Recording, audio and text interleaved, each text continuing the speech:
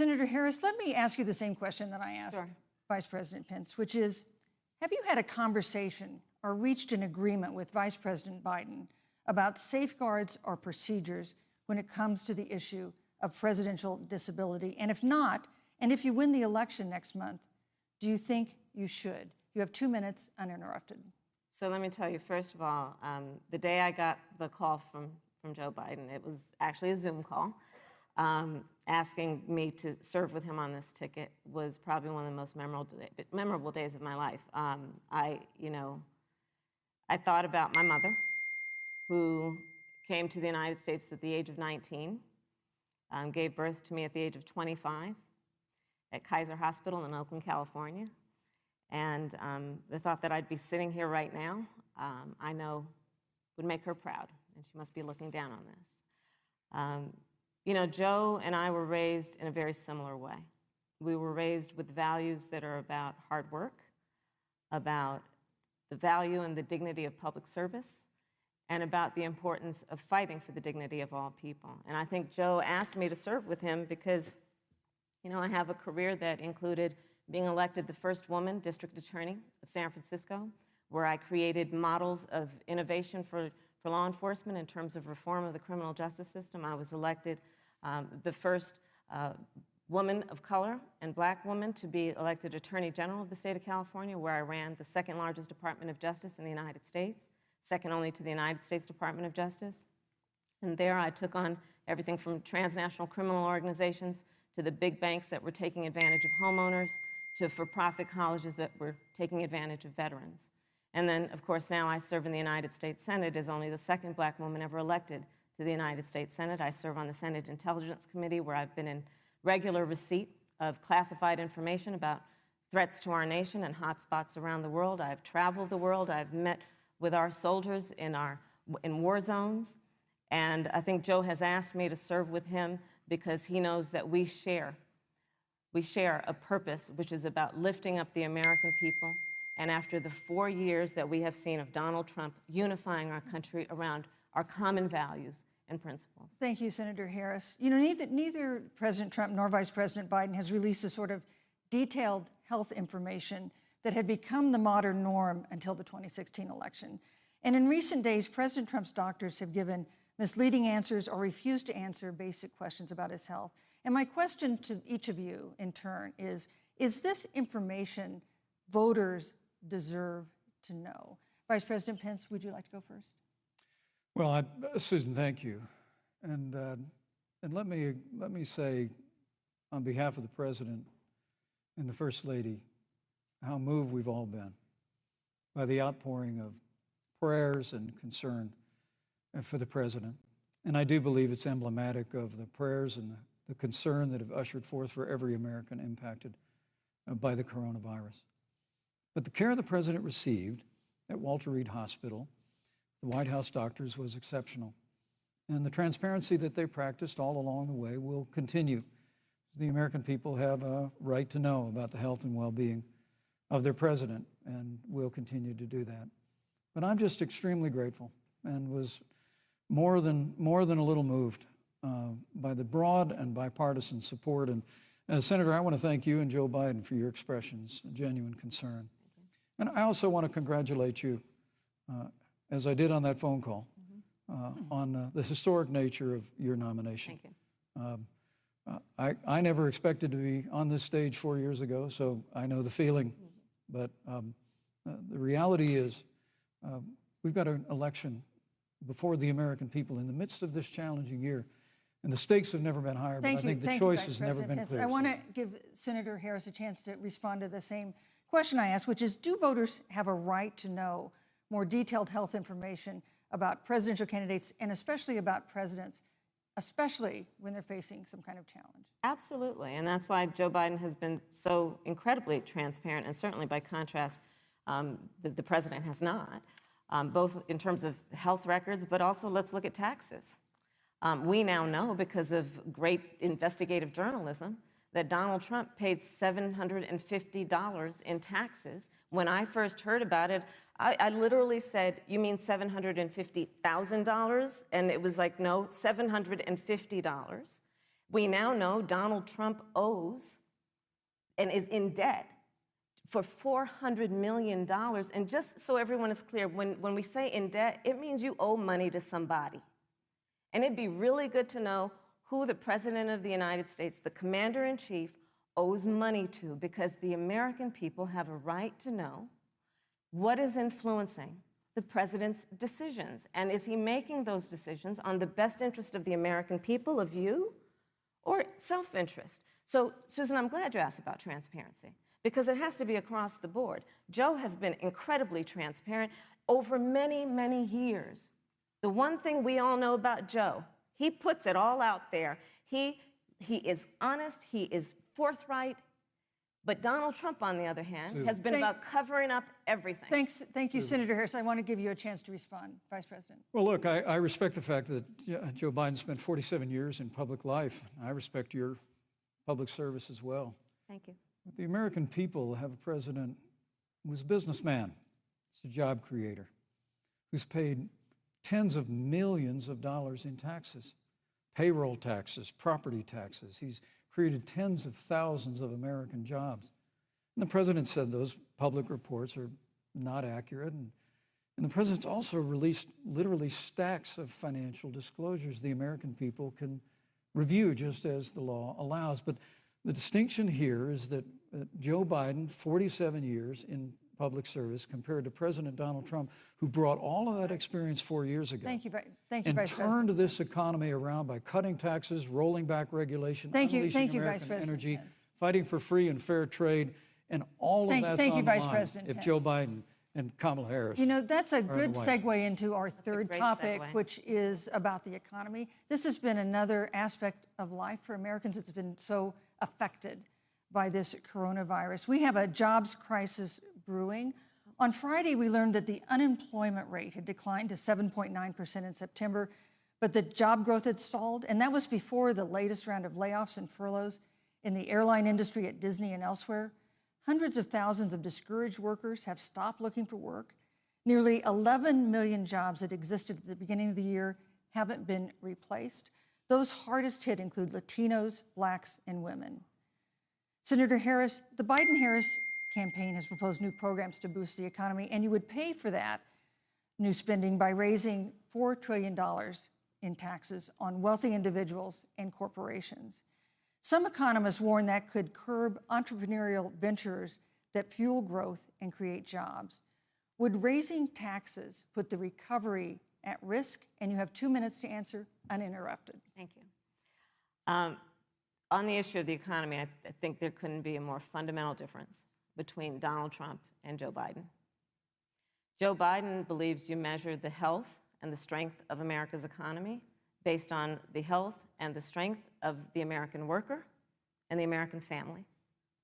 On the other hand, you have Donald Trump, who measures the strength of the economy based on how rich people are doing, which is why he passed a tax bill benefiting the top 1% and the biggest corporations of America, leading to a $2 trillion deficit that the American people are going to have to pay for. On day one, Joe Biden will repeal that tax bill. He'll get rid of it. And what he'll do with the money is invest it in the American people. And through a plan that is about investing in infrastructure, something that Donald Trump said he would do. I remember hearing about some infrastructure week. I don't think it ever happened. But Joe Biden will do that. He'll invest in infrastructure. It's about upgrading our roads and bridges, but also investing in clean energy and renewable energy. Joe is going to invest that money in what we need to do around innovation. There was a time when our country believed in science and invested in research and development so that we were an innovation leader on the globe. Joe Biden will use that money to invest in education. So, for example, for folks who want to go to a 2-year community college, it will be free. If you come from a family that makes less than $125,000, you'll go to a public university for free. And across the board, we'll make sure that if you have student loan debt, it's cut by $10,000. That's how Joe Biden thinks about the economy, which is it's about investing in the people of our country as opposed to passing a tax bill, which had the benefit of letting American corporations go offshore to do their business. Thank you, You're Senator Harris. Vice President Pence, your administration has been predicting a rapid and robust recovery, but the latest economic report suggests that's not happening. Should Americans be braced for an economic comeback that is going to take not months, but a year or more? You have 2 minutes to answer, uninterrupted. When President Trump and I took office, America had gone through the slowest economic recovery since the Great Depression. Because when Joe Biden was vice president, they tried to tax and spend and regulate and bail our way back to a growing economy. President Trump cut taxes across the board. Despite what Senator Harris says, the average American family of four had $2,000 in savings in taxes. And with the rise in wages that occurred, most predominantly for blue-collar, hardworking Americans, the average household income for a family of four increased by $4,000 following President Trump's tax cuts. But America, you just heard Senator Harris tell you, on day one, Joe Biden's going to raise your taxes. It's really remarkable to think, Susan. I mean, right after a time where we're going through a pandemic that lost 22 million jobs at the height, we've already added back 11.6 million jobs because we had a president who cut taxes, rolled back regulation, unleashed American energy, fought for free and fair trade, and secured $4 trillion from the Congress of the United States to give direct payments to families, save 50 million jobs through the Paycheck Protection Program. We literally have spared no expense to help the American people and the American worker through this. Joe Biden and Kamala Harris want to raise taxes. They want to bury our economy under a $2 trillion Green New Deal, which you were one of the original co-sponsors of in the United States Senate. They want to abolish fossil fuels and ban fracking, which would cost hundreds of thousands of American jobs all across the heartland. And Joe Biden wants to go back to the economic surrender to China, that when we took office, half of our international trade deficit was with China alone. And Joe Biden wants to repeal all of the tariffs that President Trump put into effect to fight for American jobs and American workers. Joe Biden says democracy's on the ballot. Make no mistake about it, Susan. The American economy, the American comeback is on the ballot with 4 more years of growth and opportunity, 4 more years of President Donald Trump. 2021 is going to be the biggest economic year in the history of this country. Thank you, Vice President Pence. Senator Harris. Well, I mean, I thought we saw enough of it in last week's debate, but I think this is supposed to be a debate based on fact and truth. And the truth and the fact is, Joe Biden has been very clear. He will not raise taxes on anybody who makes less than $400,000 a year. He said he's going to repeal the Trump tax cuts. Mr. Vice President, I'm speaking. Well, wait, I'm speaking. It'd be important if you said the truth. Joe Biden said twice in the debate last week that he's going to repeal the Trump tax cuts. That was tax cuts that gave the average working family $2,000 in a tax break every single year. Senator, that is absolutely not true. That is he only going to repeal part of the Trump tax cuts? If you don't mind letting me finish, we can then have a conversation, okay? Please. Okay. Joe Biden will not raise taxes on anyone who makes less than $400,000 a year. He has been very clear about that. Joe Biden will not end fracking. He has been very clear about that. Joe Biden is the one who, during the Great Recession, was responsible for the Recovery Act that brought America back. And now the Trump-Pence administration wants to take credit when they rode the coattails of Joe Biden's success for the economy that they had at the beginning of their term. Of course, now the economy is a complete disaster. But Joe Biden, on the one hand, did that. On the other hand, you have Donald Trump, who has reigned over a recession that is being compared to the Great Depression. On the one hand, you have Joe Biden, who was responsible with President Barack Obama for the Affordable Care Act, which brought health care to over 20 million Americans and protected people with pre-existing conditions. And what it also did is it saved those families who otherwise were going bankrupt because of hospital bills they could not afford. On the other hand, you have Donald Trump, who's in court right now, trying to get rid of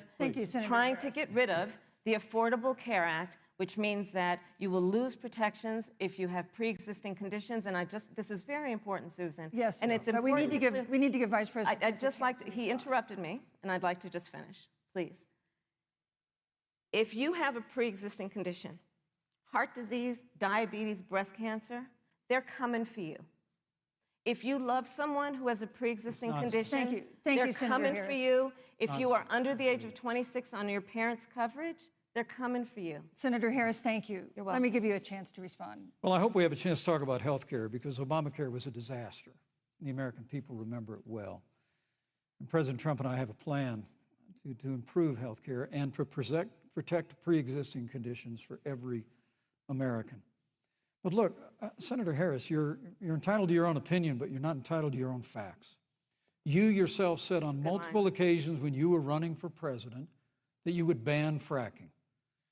Joe Biden looked at a supporter in the eye and pointed and said, I guarantee that we will abolish fossil fuels. They have a $2 trillion version of the Green New Deal, Susan, that your newspaper, USA Today, said really wasn't that very different from the original Green New Deal. More taxes, more regulation, banning fracking, abolishing fossil fuel, crushing American energy, and economic surrender to China is a prescription for economic decline. President Trump and I will keep America growing. The V-shaped recovery that's underway right now will continue with 4 more years of President Donald Trump in the White House. Thank you very, very much, Vice President Pence. Once again, you've provided the perfect segue to a new topic, which is climate change.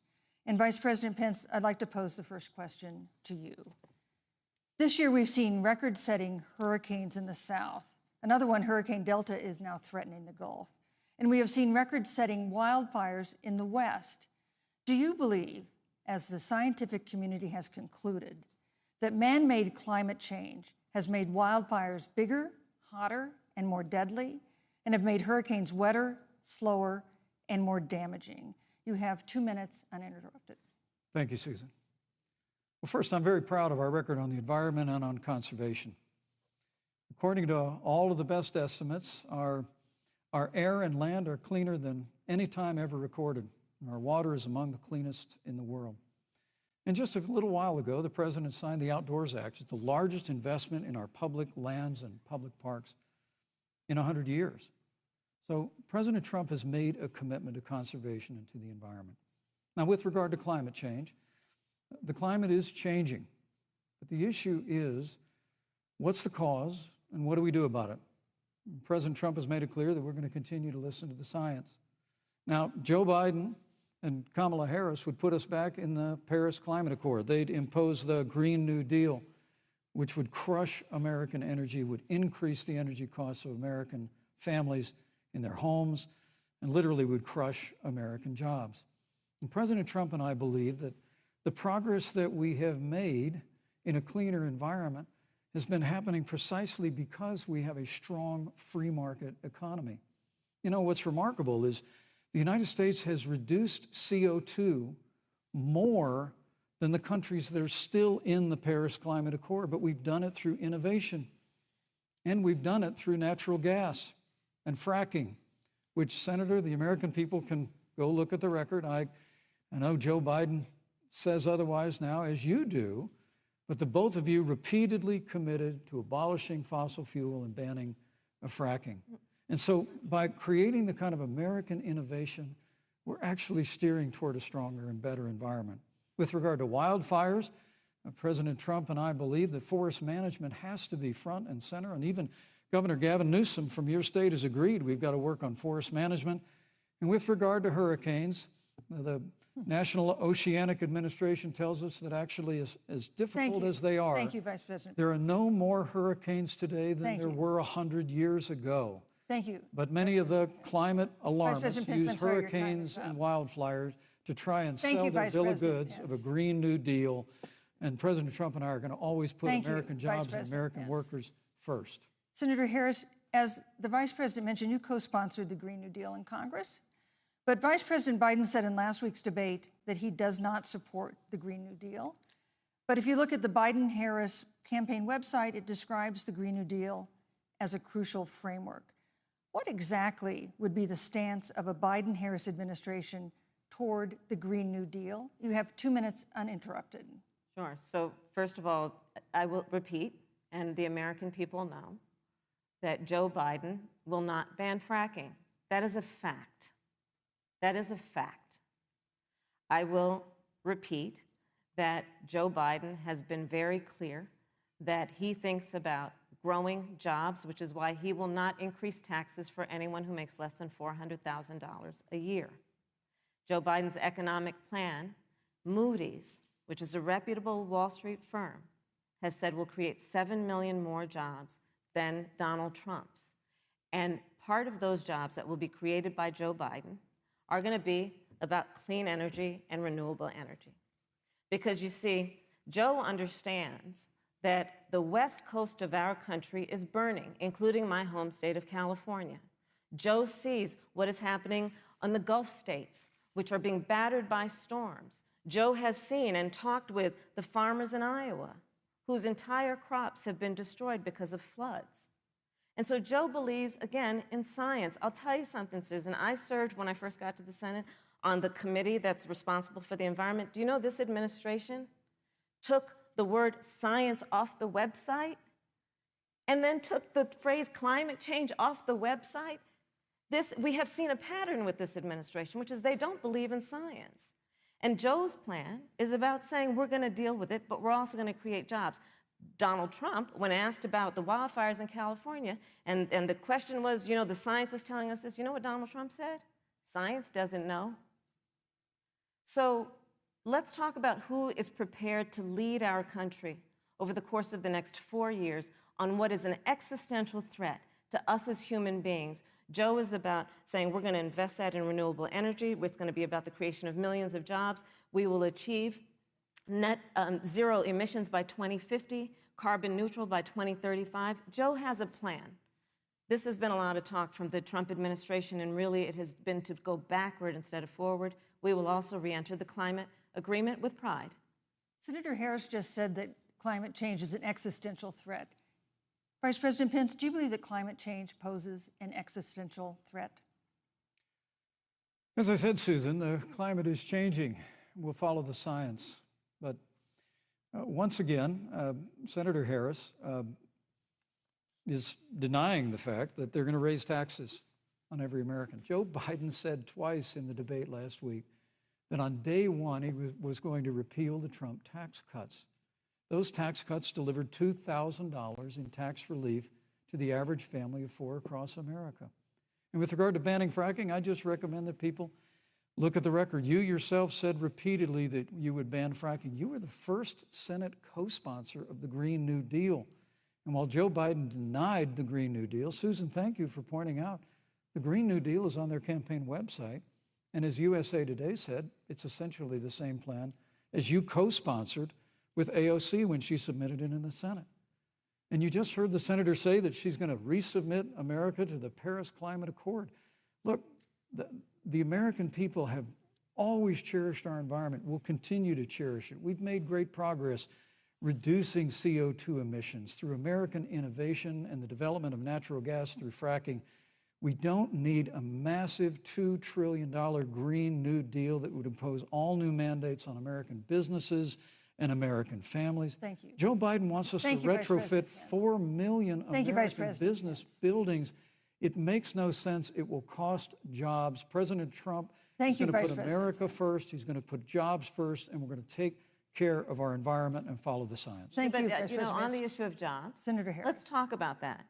The vice president earlier referred to, as part of what he thinks is an accomplishment, the president's trade war with China. You lost that trade war. You lost it. What ended up happening is because of a so-called trade war with China, America lost 300,000 manufacturing jobs. Farmers have experienced bankruptcy because of it. We are in a manufacturing recession because of it. And when we look at where this administration has been, there are estimates that by the end of the term of this administration, they will have lost more jobs than almost any other presidential administration. And the American people know what I'm talking about. You know, I think about 20-year-olds. You know, we have a 20-year-old, a 20-something-year-old, who are coming out of high school and college right now, and you're wondering, is there going to be a job there for me? We're looking at people who are trying to figure out how they're going to pay rent by the end of the month. Almost half of American renters are worried about whether they're going to be able to pay rent by the end of the month. This is where the economy is in America right now, and it is because of the catastrophe and the failure of leadership of this administration. Thank you, Senator Harris. Vice President Pence, let me give you just 15 seconds to respond, because then I want to move on to Well, I'd love to respond. Look, lost the trade war with China. Joe Biden never fought it. Joe Biden has been a cheerleader for communist China over the last several decades. And again, Senator Harris, you're entitled to your opinion. You're not entitled to your own facts. When Joe Biden was vice president, we lost 200,000 manufacturing jobs, and President Obama said they were never coming back. He said we needed a magic wand to bring them back. In our first 3 years after we cut taxes, rolled back regulation, unleashed American energy, this administration saw 500,000 manufacturing jobs created. And that's exactly the kind of growth we're going to continue to see as we bring our nation through this pandemic. But a Green New Deal, your massive new mandates, your Paris Climate Accord, it's going to kill jobs this time, just like it killed jobs. Susan, I just need to respond very briefly, 15 please. seconds, and then we'll move on. Thank you. Joe Biden is responsible for saving America's auto industry, and you voted against it. So let's set the record straight. Thank you. I'd like to talk about China. We have, as our next topic, we have no more complicated or consequential foreign relationship than the one with China. It is a huge market for American agricultural goods. It's a potential partner in dealing with climate change in North Korea. And in a video tonight, President Trump again blamed it for the coronavirus, saying China will pay. Vice President Pence, how would you describe our fundamental relationship with China? Competitors, adversaries, enemies? You have 2 minutes. Thank you, Susan. Well, before I leave that, let me speak to voting records if I can.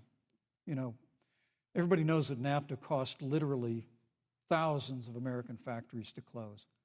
We saw automotive jobs go south of the border. President Trump fought to renegotiate NAFTA. And the United States-Mexico-Canada agreement is now the law of the land. American people deserve to know Senator Kamala Harris was one of only 10 members of the Senate to vote against the USMCA. It was a huge win for American auto workers. It was a huge win for American farmers, especially dairy in the upper Midwest. But Senator, you said it didn't go far enough on climate change, that you put your radical environmental agenda ahead of American auto workers and ahead of American jobs. The American people deserve to know that. It's probably why Newsweek magazine said that Kamala Harris was the most liberal member of the United States Senate in 2019, more liberal than Bernie Sanders, more liberal than any of the others in the United States Senate. So now with regard to China, look, Susan, first and foremost, China is to blame for the coronavirus. And President Trump is not happy about it. He's made that very clear, made it clear again today. China and the World Health Organization did not play straight with the American people. They did not let our personnel into China to get information on the coronavirus until the middle of February. Fortunately, President Trump, in dealing with China from the outset of this administration, standing up to China that had been taking advantage of America for decades in the wake of Joe Biden's cheerleading for China, President Trump made that decision before the end of January to suspend all travel from China. And again, the American people deserve to know Joe Biden opposed President Trump's decision to suspend all travel from China. He said it was hysterical. He said it was xenophobic. Vice President Pence. But President Trump has stood up to China. We're going to continue to stand strong. Thank you, Vice President Pence. We want to improve the relationship, but we're going to level the playing field, and we're going to hold China accountable for what they did to America with the coronavirus. Thank you. Senator Harris, let me ask you the same question that I asked the Vice President. How would you describe our fundamental relationship with China? Are we competitors, adversaries, enemies? You'll have 2 minutes uninterrupted. Susan, the Trump administration's perspective and approach to China has resulted in the loss of American lives, American jobs, and America's standing. There's a weird obsession that President Trump has had with getting rid of whatever accomplishment was achieved by President Obama and Vice President Biden. For example, they created within the White House an office that basically was responsible for monitoring pandemics. They got rid of it. Not true. There was a team of disease experts that President Obama and Vice President Biden dispatched to China to monitor what is now predictable and what might happen. They pulled them out. We now are looking at 210,000 Americans who have lost their lives. Let's look at the job situation. We mentioned before the trade deal, the trade war, they wanted to call it, with China. It resulted in the loss of over 300 manufacturing jobs and a manufacturing recession, and the American consumer paying thousands of dollars more for goods because of that failed war that they called it. Then let's talk about standing. Pew, a reputable research firm, has done an analysis that shows that leaders of all of our formerly allied countries have now decided that they hold in greater esteem and respect Xi Jinping, the head of the Chinese Communist Party, than they do Donald Trump, the President of the United States, the Commander-in-Chief of the United States. This is where we are today because of a failure of leadership by this administration. Senator Harris, we've seen changes in the role of the United States in terms of global leadership over the past 4 years. And of course, times do change. What's your definition? We've seen strains with China, of course, as the Vice President mentioned. We've seen strains with our traditional allies in NATO and elsewhere. What is your definition of the role of American leadership in 2020? So, you know, Joe is, I love talking with Joe about a lot of these issues. And, you know, Joe, I think he said it quite well. He says, you know, foreign policy, it might sound complicated, but really it's relationships. So just think about it as relationships. And so we know this in our personal and professional relationships. You got to keep your word to your friends. Got to be loyal to your friends. People who've stood with you, got to stand with them. You got to know who your adversaries are and keep them in check. But what we have seen with Donald Trump is that he has betrayed our friends and embraced dictators around the world. Let's take, for example, Russia. So, I serve on the Intelligence Committee of the United States Senate. America's intelligence community told us Russia interfered in the election of the President of the United States in 2016 and is playing in 2020. Christopher Wray, the director of the FBI, said the same. But Donald Trump, the Commander-in-Chief of the United States of America, prefers to take the word of Vladimir Putin over the word of the American intelligence community. You look at our friends at NATO.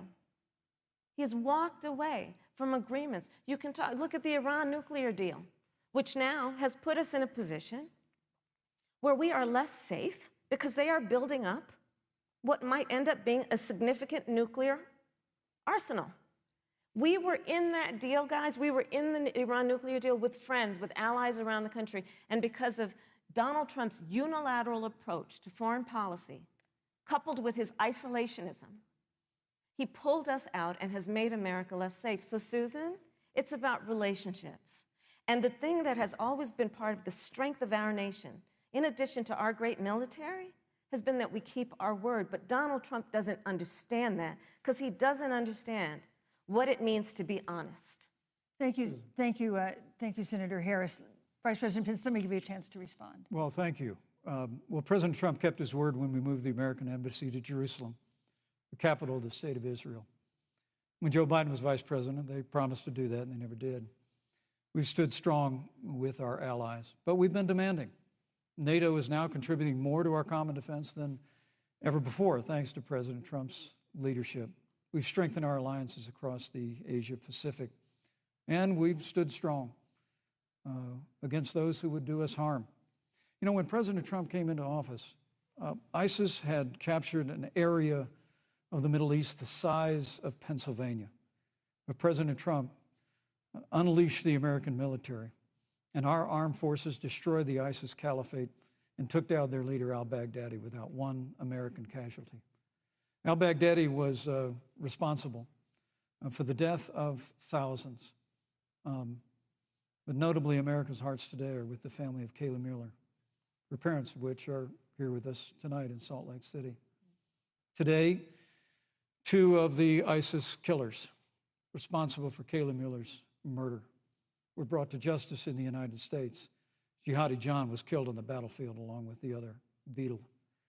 The reality is that when Joe Biden was vice president, we had an opportunity to save Kayla Mueller.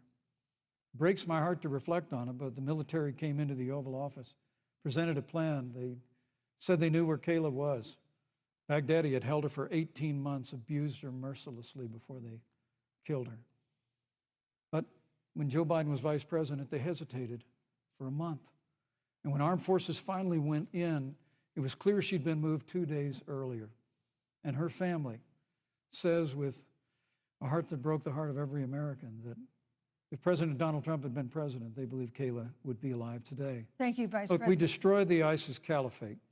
And you talk about re-entering the Iran nuclear deal. I mean, the last administration transferred $1.8 billion to the leading state sponsor Thank you, Vice of President. terrorism. President Donald Trump got us out of the deal. Thank you, Vice President Pence. And when Qasem Soleimani was traveling to Baghdad Thank you, to do Vice President harm Pence. to Americans, President Donald Trump took Thank you, him Vice out. President Pence. And America is safer, our allies are safer, and the American people know President Donald Trump will never Thank you, hesitate Vice President to take Pence. action. I would like to give Senator Harris a chance to respond, but not at such great length, because of course there are other topics we want to talk about. But I would like equal time. Yes. Thank you. Please go ahead. First of all, to the Mueller family, I know about your daughter's case, and I'm so sorry. I'm so sorry. What happened to her is awful, and it should have never happened. And I know Joe feels the same way. And I know that President Obama feels the same way. But you mentioned Soleimani. Let's start there. So after the strike on Soleimani, there was a counter strike on our troops in Iraq. And they suffered serious brain injuries. And do you know what Donald Trump dismissed them as? Headaches. And this is about a pattern of Donald Trump's, where he has referred to our men who are serving in our military as suckers and losers. Donald Trump, who went to Arlington Cemetery and stood above the graves of our fallen heroes and said, what's in it for them? Because of course, you know, he only thinks about what's in it for him. Let's take what he said about John McCain, a great American hero. And Donald Trump says he doesn't deserve to be called a hero because he was a prisoner of war. And this is very important when you want to talk about who is the current commander-in-chief and what they care about and what they don't care about. Public reporting that Russia had bounties on the heads of American soldiers. And you know what a bounty is? It's somebody puts a price on your head and they will pay it if you are killed. And Donald Trump had talked at least 6 times to Vladimir Putin and never brought up the subject. Joe Biden would never do that. Thank you. Joe Biden would, but Joe Biden would hold Russia to account for any threat to our nation's security or to our troops who are sacrificing their lives for the sake of our democracy and our safety. Thank you, Senator Harris. This is such an important issue, but we have other important issues as well. And Susan, I want to make respond sure to we that. have a chance I really have to talk about. respond to that. I'm- Look, she has 15 seconds, because Well, I gotta we're have trying more to than keep. that. Look. Well, I'm sorry, but Vice President Look, Pence, you've had more time than she's had so far. The slanders against President Donald Trump regarding men and women of our armed forces are absurd. I'm sorry, Vice My President son Pence. is a captain in the United Yes. States Marine Corps. My son-in-law is deployed in the United States Navy.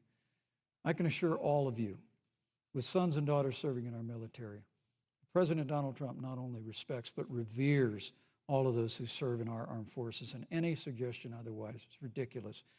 Thank you, Vice President Pence. Vice The American President people Pence, deserve, Susan, Vice the President American Pence, people I deserve to didn't, know. Vice President There's a Pence, I did not, pattern that you excuse can't me, deny. Susan, the I did American not people create deserve the to know rules for tonight. Joe Biden. Your and campaigns agreed to the rules for tonight's debate with the Commission on Presidential Debates. I'm here to enforce them, which involves moving from one topic to another, giving roughly equal time to both of you, right which is what I'm trying very hard to do. Go right ahead. So I want to go ahead and move to the next topic, which is an important one, as the last topic was, and that is the Supreme Court.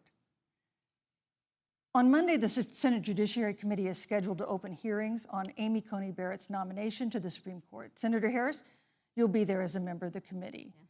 Her confirmation would cement the court's conservative majority and make it likely open to more abortion restrictions, even to overturning the landmark Roe v. Wade ruling. Access to abortion would then be up to the states. Vice President Pence, you're the former governor of Indiana. If Roe v. Wade is overturned, what would you want Indiana to do? Would you want your home state to ban all abortions? You have 2 minutes, uninterrupted. Well, thank you for the question, but I'll use a little bit of my time to respond to that very important issue before. The American people deserve to know Qasem Soleimani, the Iranian general, was responsible for the death of hundreds of American service members. When the opportunity came, we saw him headed to Baghdad to kill more Americans. President Trump didn't hesitate, and Qasem Soleimani is gone. But you deserve to know that Joe Biden and Kamala Harris actually criticized the decision to take out Qasem Soleimani. It's really inexplicable, but with regard to Joe Biden, it's explainable. Because history records that Joe Biden actually opposed the raid against Osama bin Laden. It's absolutely essential that we have a commander-in-chief who will not hesitate to act to protect American lives and to protect American service members, and that's what you have in President Donald Trump.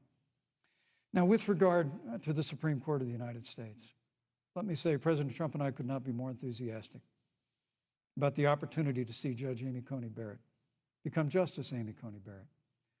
She's a brilliant woman, and she will bring a lifetime of experience and a sizable American family to the Supreme Court of the United States. And our hope is, in the hearing next week, unlike Justice Kavanaugh received with treatment from you and others, we hope she gets a fair hearing. And we particularly hope that we don't see the kind of attacks on her Christian faith that we saw before. I mean, the Democrat chairman of the Judiciary Committee before, when Judge Barrett was being confirmed for the Court of Appeals, expressed concern that the dogma of her faith lived loudly in her. Dick Durbin of Illinois said that it was a concern. Senator, I know one of our judicial nominees you actually attacked because they were a member of the Catholic Knights of Columbus, just because the Knights of Columbus holds pro-life views and pro-marriage views. Thank you, Vice President Pence. So Your my time hope is is up. that when the hearing takes place, Thank you, Vice President Pence. that Judge Amy Coney Barrett will be respected, Thank you, treated Vice President respectfully, Pence. voted and confirmed Thank to the you. Supreme Court of the United States. Senator Harris, you're the senator from and former Attorney General of California. So let me ask you a parallel question to the one I posed to the Vice President. If Roe v. Wade is overturned, what would you want California to do? Would you want your home state to enact no restrictions on access to abortion? And you have 2 minutes uninterrupted. Thank you, Susan. First of all, Joe Biden and I are both people of faith, and it's insulting to suggest that we would knock anyone for their faith. And in fact, Joe, if elected, will be only the second practicing Catholic as President of the United States. On the issue of this nomination, Joe and I are very clear, as are the majority of the American people. We are 27 days before the decision about who will be the next president of the United States. And, you know, before, when this conversation has come up, you know, it's been about election year or election time. We're literally in an election. Over 4 million people have voted. People are in the process of voting right now. And so Joe has been very clear, as the American people are. Let the American people fill that seat in the White House, and then we'll fill that seat on the United States Supreme Court. And to your point, Susan, the issues before us couldn't be more serious. There's the issue of choice, and I will always fight for a woman's right to make a decision about her own body. It should be her decision and not that of Donald Trump and the Vice President, Michael Pence. But let's also look at what else is before the court. It's the Affordable Care Act. Like, literally in the midst of a public health pandemic, when over 210,000 people have died and 7 million people probably have what will be in the future considered a pre-existing condition because you contracted the virus. Donald Trump is in court right now trying to get rid of the Affordable Care Act. And I said it before, and it bears repeating. This means that there will be no more protections, if they win, for people with pre-existing conditions. This means that over 20 million people will lose your coverage. It means that if you're under the age of 26, you can't stay on your parents' coverage anymore. And here's the thing. The contrast couldn't be more clear. They're trying to get rid of the Affordable Care Act. Joe Biden is saying, let's expand coverage. Let's give you a choice of a public option or private coverage. Let's bring down premiums. Thank you, Senator Let's Harris. lower Medicare eligibility to 60. Thank you, Senator. That's true Harris. leadership. You know, you mentioned earlier, Vice President Pence, that the president was committed to maintaining protections for people with pre-existing conditions. But you do have this court case that you are supporting, your administration supporting, that would strike down the Affordable Care Act.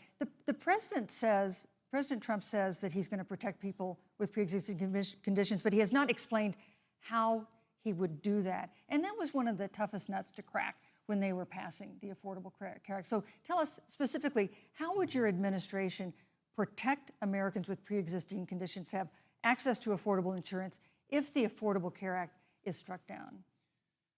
Well, thank you, Susan. But let me just say, addressing your very first question, I couldn't be more proud to serve as vice president to a president who stands without apology for the sanctity of human life. I'm pro-life. I don't apologize for it. And this is another one of those cases where there's such a dramatic contrast. Joe Biden and Kamala Harris support taxpayer funding of abortion all the way up to the moment of birth. Late-term abortion. They want to increase funding to Planned Parenthood of America. Now, for our part, I would never presume how Judge Amy Coney Barrett would rule on the Supreme Court of the United States, but we'll continue to stand strong for the right to life. When you speak about the Supreme Court, though, I think the American people really deserve an answer, Senator Harris. Are you and Joe Biden going to pack the court if Judge Amy Coney Barrett is confirmed? I mean, there have been 29 vacancies on the Supreme Court during presidential election years, from George Washington to Barack Obama. Presidents have nominated in all 29 cases. But your party is actually openly advocating adding seats to the Supreme Court, which has had 9 seats for 150 years, if you don't get your way. This is a classic case of if you can't win by the rules, you're going to change the rules. Now, you've refused to answer the question. Joe Biden has refused to answer the question. So I think the American people would really like to know, if Judge Amy Coney Barrett is confirmed to the Supreme Court of the United States, are you and Joe Biden, if somehow you win this election, going to pack the Supreme Court to get your way? I'm so glad we went through a little history lesson. Let's do that a little more. In 1864... Well, I'd like you to answer the question. No, Mr. Vice President, I'm Please, speaking. for a I'm chance. speaking. Okay. In 1864, one of the, I think, political heroes, certainly of the president, I assume of you also, Mr. Vice President, is Abraham Lincoln. Mm-hmm. Abraham Lincoln was up for re-election, and it was 27 days before the election, and a seat became open on the United States Supreme Court. Abraham Lincoln's party was in charge not only of the White House, but the Senate. But Honest Abe said it's not the right thing to do. The American people deserve to make the decision about who will be the next president of the United States, and then that person can select who will serve for a lifetime on the highest court of our land. And so Joe and I are very clear. The American people are voting right now, and it should be their decision about who will serve on this most important body for a lifetime. Thank you, And Senator the American Harris. people, Susan, are voting right now. They'd like to know if you and Joe Biden are going to pack the Supreme Court if you don't get your way in this nomination. Let's talk about You packing. once Come again on. gave a non-answer. Joe Biden gave a non-answer. Trying to answer you The American now. people deserve a straight answer. And if you haven't figured it out yet, the straight answer is they are going to pack the Supreme Court if they somehow win this election. Men and Mr. women, Vice President, I got to I tell you, think people across this country, if you cherish our Supreme Court, if you cherish the separation of powers, you need to reject the Biden-Harris ticket. Come November the 3rd, re-elect President Donald Trump, and we'll stand by that separation of powers in a 9-seat Supreme Court. Yeah, let's talk about packing the court then. Let's talk about the Please. fact. Yeah, I'm about to. So the Trump-Pence administration has been, because I sit on the Senate Judiciary Committee, Susan, as you mentioned, and I've witnessed the appointments for lifetime appointments to the federal courts, district courts, courts of appeal. People who are purely ideological, people who have been reviewed by legal professional organizations and found to have been not competent, are substandard. And do you know that of the 50 people who President Trump appointed to the Court of Appeals for lifetime appointments, not one is black? This is what they've been doing. You want to talk about packing a court? Let's have that discussion. All right, thank you, Senator. Let's go on and talk about the issue of racial justice. I just want the record to reflect she never answered the question. So maybe you. the next debate, Joe Biden will answer the question, but I think the you. American people know the answer. Thank you, Vice President. In March, Breonna Taylor, a 26-year-old emergency room technician in Louisville, was shot and killed after police officers executing a search warrant in a narcotics investigation broke into her apartment. The police said they identified themselves. Taylor's boyfriend said he didn't hear them do that. He used a gun registered to him to fire a shot, which wounded an officer. The officers then fired more than 20 rounds into the apartment. They say they were acting in self-defense. None of them have been indicted in connection with her death. Senator Harris, in the case of Breonna Taylor, was justice done? You have 2 minutes. I don't believe so, and I've talked with Breonna's mother, Tamika Palmer, and her family deserves justice. She was a beautiful young woman. She had as her life goal to become a nurse, and she wanted to become an EMT to first learn what's going on out on the street so she could then become a nurse and save lives. And her life was taken unjustifiably and tragically and violently. And it brings me to, you know, the 8 minutes and 46 seconds that America witnessed, during which an American man was tortured and killed under the knee of an armed, uniformed police officer.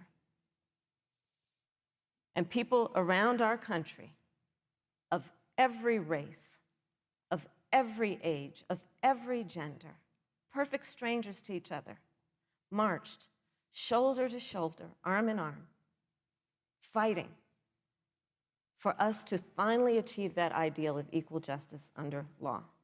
And I was a part of those peaceful protests. And I believe strongly that, first of all, we are never going to condone violence, but we always must fight for the values that we hold dear, including the fight to achieve our ideals.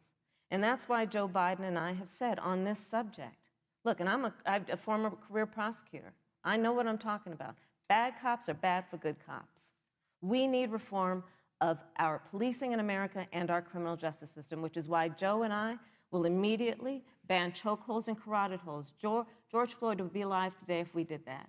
We will require a national registry for police officers who break the law. We will, on the issue of criminal justice reform, get rid of private prisons and cash bail, and we will decriminalize marijuana, and we will expunge the records of those who have been convicted of marijuana. This is a time for leadership on a tragic, tragic issue of unarmed black people in America who have been killed. Thank you, Senator Harris. Vice President Pence, let me pose the same question to you. In the case of Breonna Taylor, was justice done? You have 2 minutes, uninterrupted. Well, our heart breaks for the loss of any innocent American life. And the family of Breonna Taylor has our sympathies. But I trust our justice system, a grand jury that refused the evidence. And it really is remarkable that as a former prosecutor, you would assume that an impaneled grand jury looking at all the evidence got it wrong. But you're entitled to your opinion, Senator. I think, look, and with regard to George Floyd, there's no excuse for what happened to George Floyd. And justice will be served. But there's also no excuse for the rioting and looting that followed. I mean, it really is astonishing. Flora Westbrook is with us here tonight in Salt Lake City. Just a few weeks ago, I stood at what used to be her salon. It was burned to the ground by rioters and looters. And Flora is still trying to put her life back together. And I must tell you, this presumption that you hear consistently from Joe Biden and Kamala Harris, that America is systemically racist, and that, as Joe Biden said, that he believes that law enforcement has an implicit bias against minorities, is a great insult to the men and women who serve in law enforcement. And I want everyone to know who puts on the uniform of law enforcement every day that President Trump and I stand with you. And it is remarkable that when Senator Tim Scott tried to pass a police reform bill, brought together a group of Republicans and Democrats, Senator Harris, you got up and walked out of the room. And then you filibustered Senator Tim Scott's bill on the Senate floor that would have provided new accountability, new resources. Look, we don't have to choose between supporting law enforcement, improving public safety, and supporting our African-American neighbors and all of our minorities. Under President Trump's leadership, we'll always stand with law enforcement, and we'll do what we've done from day one, and that is improve the lives of African Americans. Thank you, Vice President. Record unemployment, record investments in education, and we'll fight for school choice for all of our minorities. Thank you, Vice President. I'd like to respond. Senator Harris. I will not sit here and be lectured by the Vice President on what it means to enforce the laws of our country. I am the only one on this stage who has personally prosecuted everything from child sexual assault to homicide. I'm the only one on this stage who has prosecuted the big banks for taking advantage of America's homeowners. I'm the only one on this stage who prosecuted for-profit colleges for taking advantage of our veterans.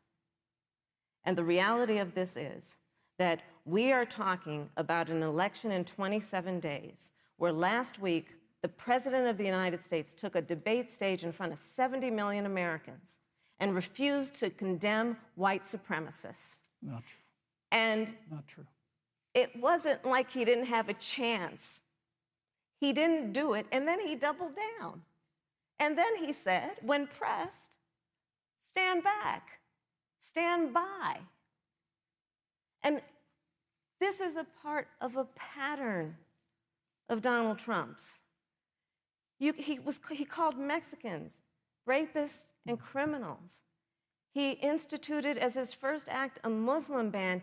On the issue of Charlottesville, where people were peacefully protesting the need for racial justice, where a young woman was killed. And on the other side, there were neo-Nazis carrying tiki torches, shouting racial epithets, anti-Semitic slurs.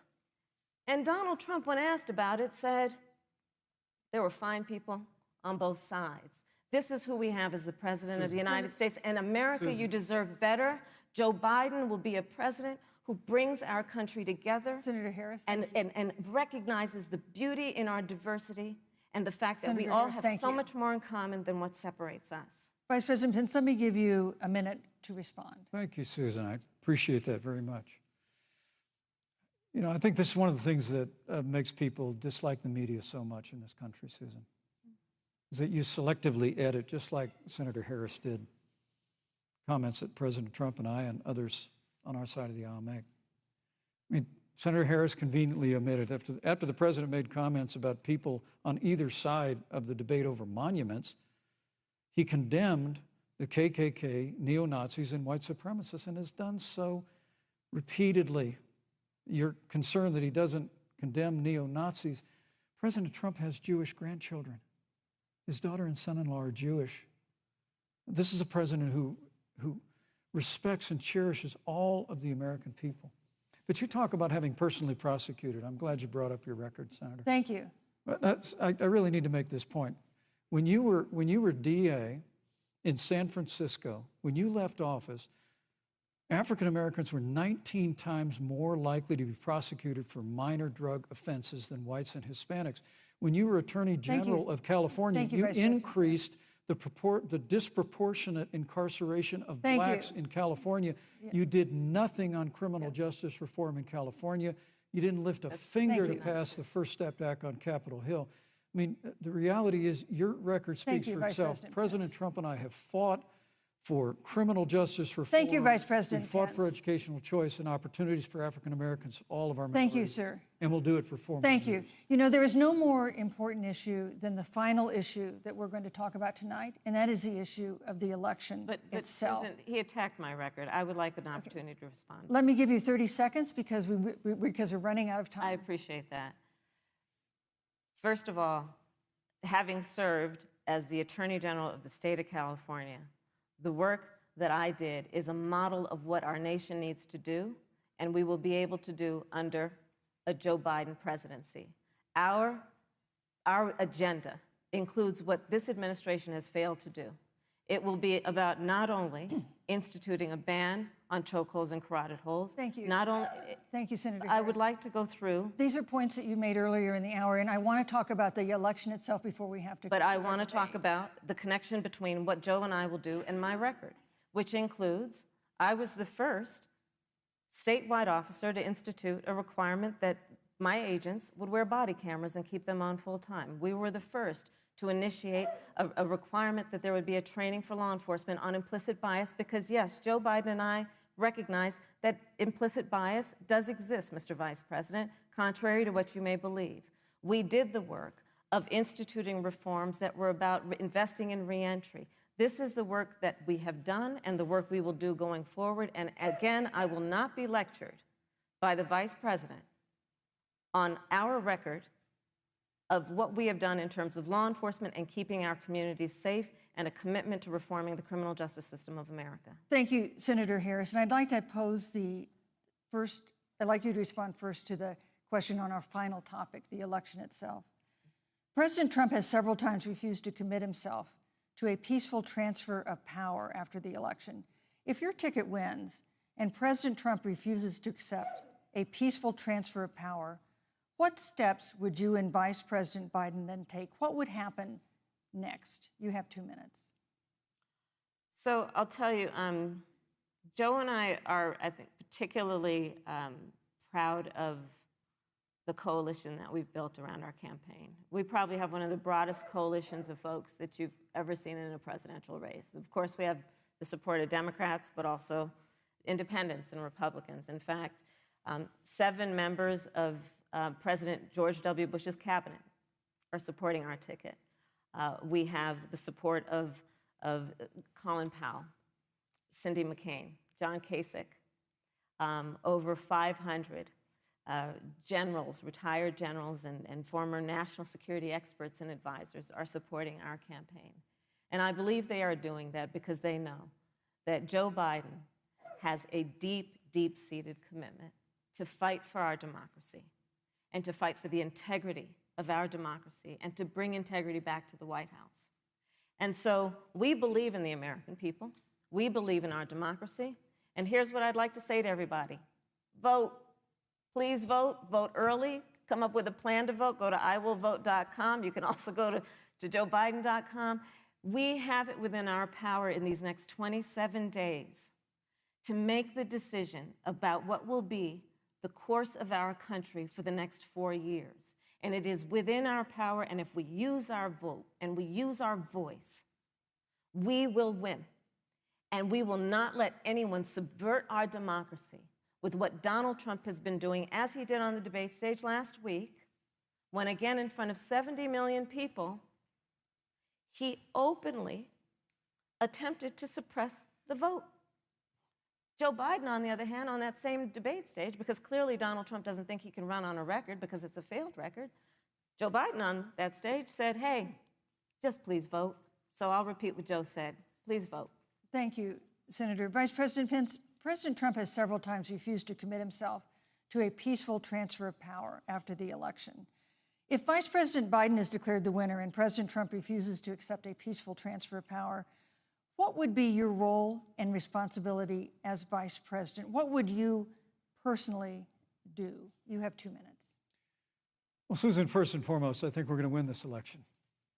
Because while Joe Biden and Kamala Harris rattle off a long litany of the establishment in Washington, D.C., an establishment that Joe Biden's been a part of for 47 years, President Donald Trump has launched a movement of everyday Americans from every walk of life. And I have every confidence that those same Americans that delivered that historic victory in 2016, they see this president's record where we rebuild our military, we revived our economy through tax cuts and rolling back regulation, fighting for fair trade, unleashing American energy. We appointed conservatives to our federal courts at every level. And we stood with the men and women of law enforcement every single day. And I think that movement of Americans has only grown stronger in the last 4 years. But when you talk about accepting the outcome of the election, I must tell you, Senator, your party has spent the last 3.5 years trying to overturn the results of the last election. It's amazing. When Joe Biden was vice president of the United States, the FBI actually spied on President Trump and my campaign. I mean, there were documents released this week that the CIA actually made a referral to the FBI documenting that those allegations were coming from the Hillary Clinton campaign. And of course, we've all seen the avalanche, what you put the country through for the better part of 3 years until it was found that there was no obstruction, no collusion, case closed. And then Senator Harris, you and your colleagues in the Congress tried to impeach the President of the United States over a phone call. And now Hillary Clinton has actually said to Joe Biden that in her words, under no circumstances should he concede the election. So let me just say, I think we're going to win this election. President Trump and I are fighting every day in courthouses to prevent Joe Biden and Kamala Harris from changing the rules and creating this universal mail-in voting that will create a massive opportunity for voter fraud. And we have a free and fair election. We know we're going to have confidence in it. And I believe in all my heart that President Donald Trump's going to be reelected for 4 more years. You know, I've written all the questions that I've asked tonight, but for the final question of the debate, I'd like to read a question that someone else wrote. The Utah Debate Commission asked students in the state to write essays about what they would like to ask you. And I want to close tonight's debate with the question posed by Brecklin Brown. She's an 8th grader at Springville Junior High in Springville, Utah. And here's what she wrote, quote, "When I watch the news, all I see is arguing between Democrats and Republicans. When I watch the news, all I see is citizen fighting against citizen. When I watch the news, all I see are 2 candidates from opposing parties trying to tear each other down. If our leaders can't get along, how are the citizens supposed to get along?" And then she added, "Your examples could make all the difference to bring us together," end quote. So to each of you in turn, I'd like you to take 1 minute and respond to Brecklin. Vice President Pence, you have 1 minute. Brecklin, it's a wonderful question. And let me just commend you for taking an interest in public life. I started following the news when I was very young. And in America, we believe in a free and open exchange of debate. And we celebrate that. And it's how we've created literally the freest and most prosperous nation in the history of the world. But I would tell you that don't assume that what you're seeing on your local news networks is synonymous with the American people. You know, I look at the relationship between Justice Ruth Bader Ginsburg, the late justice who we just lost from the Supreme Court, and the late Justice Antonin Scalia. They were on polar opposites on the Supreme Court of the United States, one very liberal, one very conservative. But what's been learned since her passing was the 2 of them and their families were the very closest of friends. I mean, here in America, we can disagree. We can debate vigorously, as Senator Harris and I have on this stage tonight. But when the debate is over, we come together as Americans. And that's what people do in big cities and small towns all across this country. So I just want to encourage you, Brecklin. I want to tell you that we're going to work every day to have government as good as our people, and the American people each and every day. Love a good debate. We love a good argument, but we always come together and are always there for one another Thank you, in Vice times of President. need, and we've especially learned that Thank you, through Mr. the Vice President. difficulties of this year. Senator Harris, what would you say to Brecklin? First of all, I love hearing from our young leaders. And when I hear her words, when I hear your words, Brecklin, I know our future is bright, because it is that perspective on who we are and who we should be that is a sign of leadership and is something we should all aspire to be. And that, that brings me to Joe. Joe Biden, one of the reasons that Joe decided to run for president is after Charlottesville, which we talked about earlier. It so troubled him and upset him, like it did all of us, that there was that kind of hate and division. What propelled Joe to run for president was to see that over the course of the last 4 years, what Brecklin described has been happening. Joe has a long-standing reputation of working across the aisle and working in a bipartisan way. And that's what he's going to do as president. Joe Biden has a history of lifting people up and fighting for their dignity. You have to know Joe's story to know that Joe has known pain, he has known suffering, and he has known love. And so, Brecklin, when you think about the future, I do believe the future is bright. And it will be because of your leadership, and it will be because we fight for each person's voice through their vote, and we get engaged in this election because you have the ability through your work and through, eventually, your vote Thank you, to Senator determine Harris. the future of our country and what its leadership looks like. Thank you, Senator Harris. Thank you, Vice President Pence. Thank you so much for being with us tonight. We want to thank also the University of Utah for its hospitality, and most of all, our thanks to all the Americans who watched this debate tonight. Again, our best wishes for a quick recovery to President Trump, the First Lady, and everyone who is battling COVID-19. The second presidential debate is next week on October 15th, a town hall style debate in Miami.